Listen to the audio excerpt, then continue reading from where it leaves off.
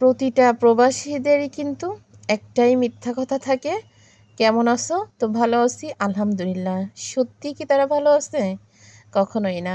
ভালো থাকা কখন বলা যায়?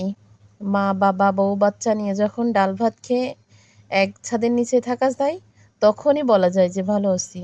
আসলে ওই জায়গায় প্রবাস জায়গায় থেকে কেউ যদি কখনো বলে ভালো আছি, এটাই হচ্ছে তার জীবনের সবথেকে শ্রেষ্ঠ মিথ্যা কথা।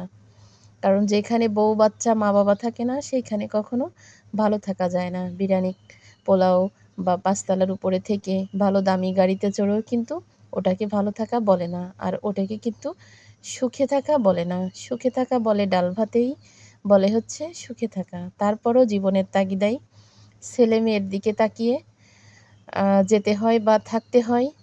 এইভাবেই কিন্তু প্রতিটা মহিলা তার জায়গায় কষ্ট করে আসতেছে, প্রতিটা পুরুষ কিন্তু প্রবাস নামের এই জেলখানায় কিন্তু সেমভাবেই কষ্ট করতেছে। আসলে তার জায়গায় হয়তো সে বুঝতেছে, আমার জায়গায় হয়তো আমি বুঝতেছি। সত্যিই কিন্তু সব আছে। আমার যে গাড়ি বাড়ি নেই, ব্যাংক ব্যালেন্স নেই বলে যে আমি ভালো নেই তা কিন্তু না। আলহামদুলিল্লাহ, সে আমাকে পরিপূর্ণ ভালো, কিন্তু তার সামর্থ্যের ভিতরে যতটুকু সাধ্য আছে সে ততটুকু দিয়েই কিন্তু আমারে সুখে রাখিছে বা আমারে ভালো রাখিছে। আমি আলহামদুলিল্লাহ এটাতে আমি অনেক সুখী। কিন্তু সব সুখের পিছনেই কিন্তু দুঃখ লুকিয়ে আছে, যে তার অভাবটা হয়তো আমার ছেলে-মেয়েও বুঝতেছে, আমিও বুঝতেছি।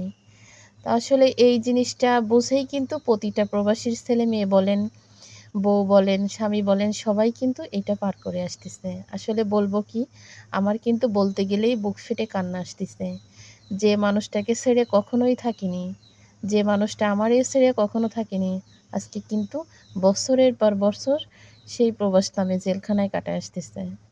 সেও ভালো আছে আলহামদুলিল্লাহ, মানসিক দিক থেকে, শারীরিক দিক থেকে, থাকা, খাওয়া আলহামদুলিল্লাহ বাংলাদেশের থেকে হাজার, হাজার তুলনায় ভালো আছে। কিন্তু তারপরও দিন শেষে বাংলাদেশে এসে মা-বাবা, বউ ছেলেমেয়ের মুখ দেখতে পেত।